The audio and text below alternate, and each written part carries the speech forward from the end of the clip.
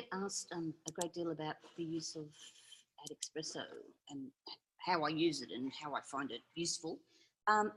It's unusual for me to be running a campaign where I can actually show in public some uses of AdEspresso, and this is a little one that I was playing around with on the weekend. It's tiny. It's a tiny campaign, and it's not really the best use of AdEspresso, but it's a good way to show you just a few of the features of it. So background, this is an event I am running next weekend on the front page. So it's a small event in a town of, so a greater area of 3 towns of around about just short of 20,000 people. So it was to get awareness out there of this event on the March the 31st, Saturday, 10 a.m. to 2 p.m. So I had already done an event on Facebook. I'd already mucked around with some boost posts for the couple of weeks before, and they were doing okay. So on the weekend, I decided to do a proper ad set up via AdEspresso, which then fed the information across to Facebook. So obviously if you go in Facebook, you can see it, but you can also see it through AdEspresso. Other times I set up in Facebook and AdEspresso picks up that information. You actually have Facebook ad accounts linked, and so anything you set up in Facebook, it will come and, depending on whether you import them or not, it will come up and actually show those details in AdEspresso. Then the alternative is to actually set up an AdEspresso and we'll also show it in Facebook, but you do everything through AdEspresso. So the main sort of part of it is campaigns. This one, which is called Canine Games.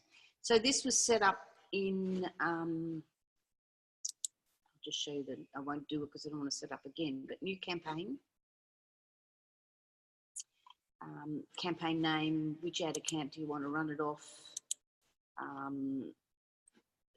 You know, all the usual things like, is it a website, is it lead gen, is it Facebook Messenger, is it local awareness? You know, what's the, you know, these options which you're all pretty well familiar with. AdEspresso tends to be a little bit behind in Facebook. So as Facebook brings in new things, AdEspresso, they're pretty quick, but they're still not right up there. Mobile app install, the various mobile apps, a place. I don't think I've ever used that one. An event. Now, the event was the one I used for this one that we're going to have a look at. Social ad for an event, RSVP, encourages users to respond to an event. So I would proceed, oh sorry, test. And we're going to do it like this one. Now it'll let me go. So I selected the event, I selected the page, I put, you know, the ad text, I used an image, uploaded, I might select from the gallery. I don't think I want to do that because I'm actually in this case wanted to use the post that I already had up there. Proceed. And then, you know, it's very much the same sort of things you're used to looking at from Facebook, only slightly differently. So you can load audiences that you've got across on Facebook. I don't think I've actually got any audiences up there. Not at the moment. Oh yeah, I have. So, you know, I could load an audience. So it's reading the information off Facebook. So long as you've linked it into your Facebook account, it is going to read that information. You know, the same sort of locations where you normally do it, same sort of demographics. It's just set out, I think, set out in a slightly easier to read way. So it'd also be really good if you've got someone new that you're trying to train in and they don't really haven't done Facebook ads before. Target users that match all of the above, any of the above, none of the above, expand interests. There's a debate going on in one of the Facebook pages at the moment as to does anyone really use it? Not a lot. You can include custom audiences. You can, you know, connect with people who have connected to you know, various pages, that sort of thing. You can target users whose friends are connected to, blah, blah, blah. Or you can target users who are not already connected to, so there's some sort of exclusion. Includes. So when I did the local event one, I included people who live in this location, and I named those places. And it was Maxville, and it was Nambucca. I didn't use any advanced options, and I think it was, I don't know, it was 18 to 65, I think it was. And then I added some targets in here, like dogs. And then I put dog trainer. I can't remember what I put now, but all the different ones. And you can save the audience and name it. And once you proceed, it then starts to. And then this is good. This is the bit where you'll see how this relates in later. I checked locations here, and I proceeded. And then you set, obviously, you set your budgets. I'm not going to set any of that, so because I don't actually want to do this. So let's go back and have a look at the campaign. Now you can do all the same with that for all your different ad types that you've virtually got in Facebook. So let's assume I've done all that. Now this is the bit I really like about AdEspresso, and I particularly like it for both doing my own reports and doing screen captures of them.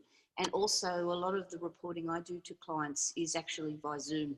So the clients are on Zoom, I'm on Zoom on a shared screen, and we're working through this information. This is the front screen of the main dashboard screen for this particular ad campaign. Clients love these graphs. They absolutely love these graphs. So I always do it on lifetime, unless I'm really specifically analysing something that's happened, you know. These bits are for me, but for the client, it's basically lifetime. So it's the lifetime of the ad. And the little trick is you've got to make sure you're not on every single one of your campaigns. You're actually on the specific campaign. Now, you'll notice as I click off this, that one goes. So you can specifically see what's happening either on the basis of one parameter or on the basis of, you know, gets a bit overwhelming if you're looking at all of them. So again, you know, what are you looking at? You know, what's going up, what's going down? Sometimes you want to know what's going up and what's going down in relation to something else that's going up or down. 1, 2, 1, 2, 3, 4. I noticed this was a bit buggy last night. Doing it again today. It's not actually bringing, it's only bringing 4, and it should be 1, 2, 3, 4, 5, 6, 7. It's not in, that's not in. Could also be that I'm on Zoom. But anyway, you get the idea. So this is a great little thing to capture for clients. It's the overview of the entire lifetime of that particular campaign at campaign level. So, you know, what's the overall click-through rate? What's the cost per click? How many clicks are happening, depending on whatever your criteria is you've set for clicks? How many impressions you're looking at? How much you've spent overall? And I set this to be, I wanted to know the goal was going to be event responses. So that's the people who've actually RSVP'd to the event. And of course, I want to know that cost. And when I'm actually watching campaigns, this is the bit that I'm watching every day, sort of probably about 5 or 6 times a day. I'm refreshing this and I'm going in and having a look at what this graph is doing and what these figures are doing. And then also clients really love this bit's for clients, not for me. I know what budget I've sent. I know what end dates I've sent. I know, you know, all this sort of stuff. But it's great for clients to see. So we don't have to do a whole lot of that massive numbers of Excel spreadsheets that actually have all this. If I click here on campaign details, it takes me into even more material about it. Again, this is a really great client summary. You know, what was the campaign name? Is it active? What's the budget type? What was the start end dates? Bidding strategy here, you know, how has it been set up? How many ads are happening? The text, the pages are connected, a little screenshot of the ad preview and the targets. I love this bit. I screenshot this a lot for clients. But back to dashboard. And that also, I'll screenshot that at the very beginning, just as a summary for A, our recording purposes, and B, also for the clients. I must admit, I haven't done much with optimization. I keep meaning to have a look at it. This is a really quick, you know, I like to keep an eye on what the frequency is doing. This is only a very small reach. It was only a target of, I forget the numbers. I'll have to go and have a look at it. But you know, there's only 20,000 people in the whole area, and I've already pulled them out by pet owners. And I'm doing desktop and mobile. And so I pulled them out via pets, dogs, dog training advice, pets and animals. Petstock is a local, very big retailer of pet supplies here in Australia. So the reach is always going to be low. It's impressions that I'm looking at more importantly. And again, it's slow. It's not a big campaign. And this was set up late Saturday afternoon, and it's now 10 a.m. Monday morning here. I can save the audience from here. I can copy the campaign from here. Rather like that bit about AdEspresso, you can copy stuff really easily. Normally this will populate out, but this is just too small a campaign. So here's the other bit that I really like that I watch. So because this is linked into across to a page, this bit is tracking not only by age, so it's tracking by any of these criteria. I tend to leave it on age most of the time, but I will go through and have a look at the rest of it when I'm analysing it. So at that age group, it's giving me the click-through rate, it's giving me the cost per click, the number of clicks, the impressions, how much is spent. Return on investment is going to be silly because it's not set up like that. And it's who's commented. There's been one comment on the page, and a cost per conversion, cost per conversion figure. So that's comments. But I can also see page likes. So on this particular one, I can see that this campaign has generated 2, 4, 5 page likes, which was a bonus. I wasn't aiming for page likes. The website there's a website linked off the ad. It links off across to the K9 Games main website. So people are clearly clicking through. I'm seeing what age they're clicking through. So although I set the age to be very broad here for 18 to 65, 18 to 65, I can see which ones are responding best. So I can start to use all of this later on in better targeting. It's breaking me down the numbers of impressions. It's giving me the numbers of clicks and the numbers of conversions, so the people who've actually clicked through. So that's been the clicks, but the ones that have clicked through to the website is 50% of that. It's giving me page engagement, which again, fairly nice figures. It's giving me post engagement as distinct from page engagement. It's giving me post reaction.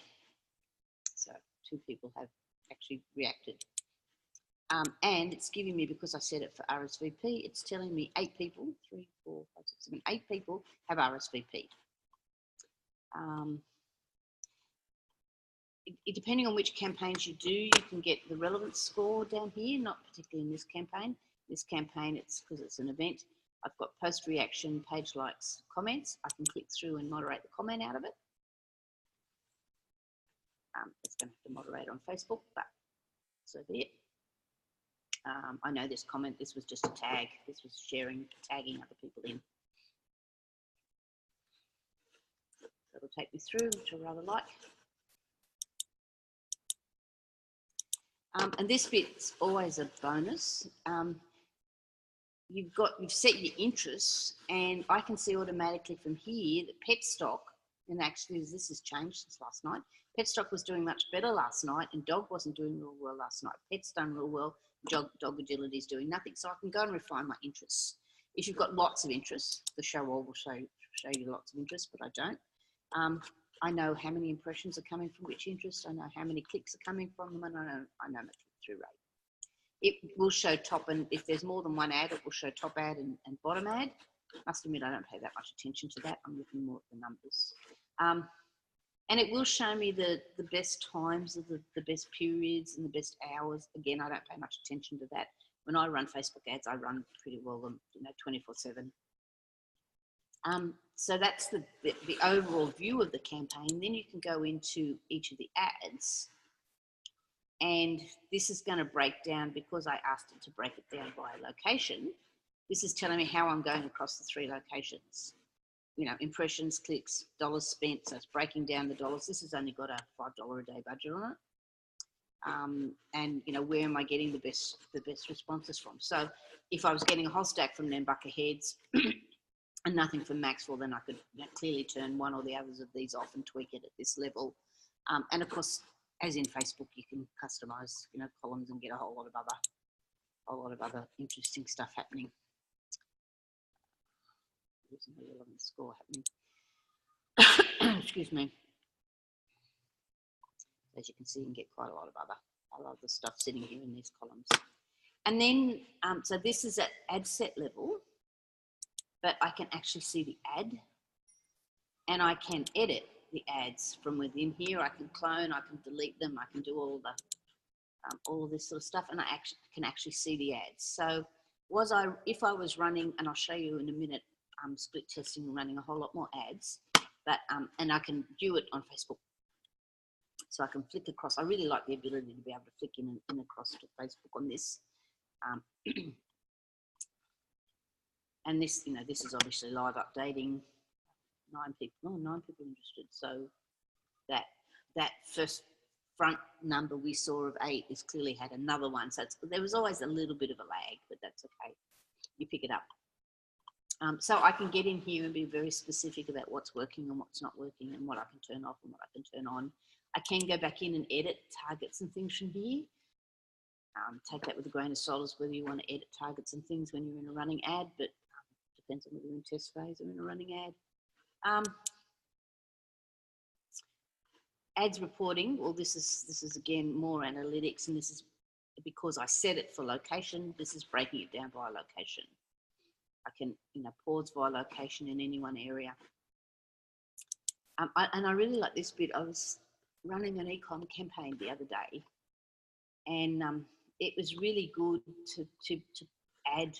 So I could add. Can't do it on this because there's nothing else to compare it to. But let's say I've got 2 things happening, and this is not just the current campaign that's running. I can compare it to sort of other campaigns, and I add it. And so it was a really good way to see if I've got 2 different things. Let's assume this is also Canine Games, and maybe it was one that I did a month ago. I really like this because it puts everything, and what I usually do is make the screen smaller and screenshot it. So it puts everything in right together next to each other, and I can get a really good look at the analytics going on. Doesn't make sense with how I've done it there, but I'm sure you get the idea. The summary, this is mostly for clients, this bit, if I want a quick summary. And the timeline is if you've done a lot of changes going on. This just sort of basically says when it was started, when it had been modified, it went from review into active. It had been modified by me on, I put a different end date in. You can add some notes if you wanted to add some notes. You might say, you might want to add some notes, particularly good if you're working with a team. I'll show you this other one where I'm split testing. So this was just me playing on the weekend, having a real time. And this is still in review. This has been in reviews for 2 days now. So this is Facebook being a pain in the ass. For some reason, I don't know why that campaign's stuck in review. So this is a really big split test one I did. I set this up a while ago, so I'm not 100% sure what. So split testing headline, 2 headlines, 3 creatives, and some targeting. The ad copy is the same. The click through to the booking site is the same. It's a bit of a weird modified lead gen thing for the academy work. So I actually set this why this is giving lifetime as being bizarre is I actually set this up ages ago and left it sit in draft and was playing around with it again on the weekend and actually only just started it. So that reflects when it was set up, February the 3rd, and it was just left sitting in draft and not, and I actually published it, it got approved, and then I promptly paused the whole thing and then started it again. So you're not going to see the lifetime here as good as what you would normally see it. Just, let's do the last 7 days and it might help. No, not really. Oh yeah, there it is. So it's those, there's something weird going on here. That one's not showing up at all. Oh no, spent is, fix is, cost per click, 1, 2, 3, 4. 1, 2, 3, 4. 1, 2, 3 though. Anyway. So same thing. This was done as a, what was this done as? This was done as a standard image campaign. I think it's been so long since I set it up now. But here's where the real fun is when you split testing something. So we've got 3 ads, so 1 campaign, 3 ad sets under 3 different, so the ad sets are split up under targeting, and then you can show the 12 ads. So here's the 1 ad set, which is for, put down as Shopify e-commerce. It's showing me the aggregate numbers of that ad set, and then it starts to show me down the 12, I think it's 12. 1, 2, 3, 4, 5, 6, 7, 8, 9, 10, 11, 12. The 12 ads that I've got divided up. Now, it did this, not me. So I told it I wanted to use 3 different creatives, 2 different headlines, and I do that in the setup, and all the same copy under this targeting. So the targeting here is different, and this is to 400,000 people. This is Australia, and I'm trying to edit it to be New Zealand as well, but it's Australia. And as you can see, it's giving me some really, even though this went live only late last night, it's giving me some real clear winners already in terms of what's doing. You know, this one's clearly doing a whole lot better than, say, this one. So I must admit, I went a bit crazy on split testing here. And this morning, I'm not 100% sure which ones are doing better for why, whether it's because of the headlines or because of the image. I probably should have set this up better, so live and learn. So it gives really amazing ability to quickly see it all in one spot. And as far as I'm concerned, this is much easier to read than it would be on Facebook. That's my personal opinion. So I can show all 12 ads under this second set of targeting.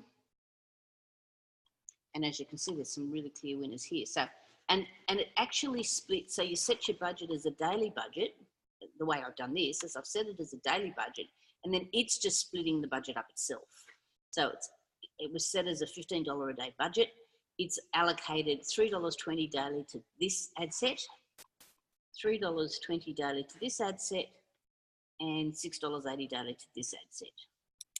Now, some of that is why this ad set's doing much better than anything else. Again, I can customize the columns here if I really want to see something in particular, but at this early stage, I'm just looking at, I really want to make sure that's on lifetime. I'm just looking at the initial figures coming in. So I'm looking at reach, impressions, click-through rates, frequency starting to come up now, scores not coming up now, it's too little data. So I'm letting AdEspresso and Facebook do the hard yakka here in testing phase. I've got to tell you this is in testing phase. So if I want to see the ad, I can have a look at the promoted post on Facebook. I can view it on Facebook.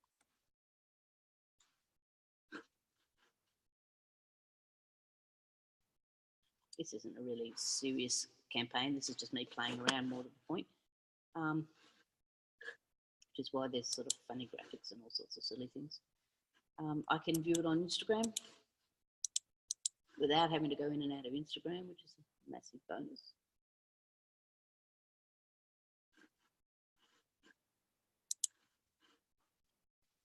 And I can pause everything at the campaign level. I can pause it at the ad set level, or I can pause it at individual ads levels. So that's just a quick whiz around shop. Oh, the other thing I wanted to show you was they've got a new report generator, which is a bit buggy at the moment. Don't mind it. I'm still playing with it. So it's for those who don't want to go to the cost of something like Slido, it's not bad. It's not a bad place to start. It's just pulling off all the sort of data.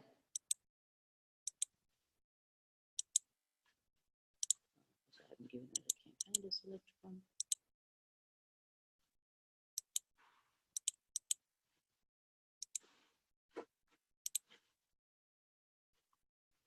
I need to name it.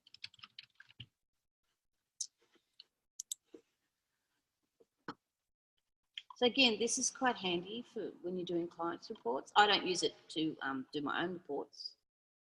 Oh, it's all mobile. That's interesting. I did mean to show you that. You can actually see that really easily back on the main dashboard screen.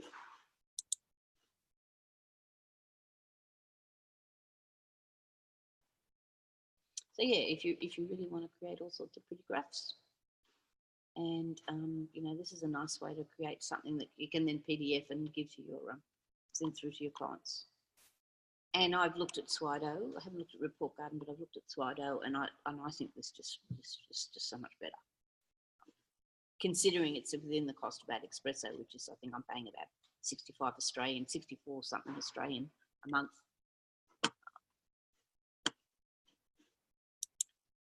And tags, I must admit, I've never used.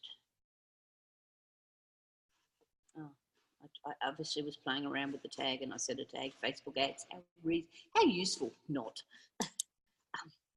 And then, of course, there's the AdEspresso University, which is really very good. There's some really great material in here. You could spend hours fiddling around in here trying to learn stuff. And that's part of your subscription. And so is their excellent Facebook page. You actually have to have an active AdEspresso account to be part of their Facebook page, their Facebook group, and their Facebook group is terrific with a guy called Paul, who's an amazingly good moderator, plus he's also extremely intelligent, or extremely knowledgeable about Facebook, about AdEspresso and Facebook in general. So it's a great group to be in. Okay, hope you've enjoyed that little walk around. Oh, I was just going to show you again, back on the dashboard. My campaigns dashboard.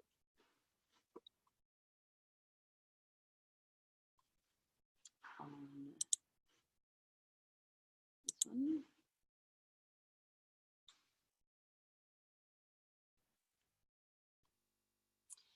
Just another little thought that went through my head there too. When you're on your dashboard, you get clients all the time saying, what's your results? And you have problems with non-disclosures and all the rest of it.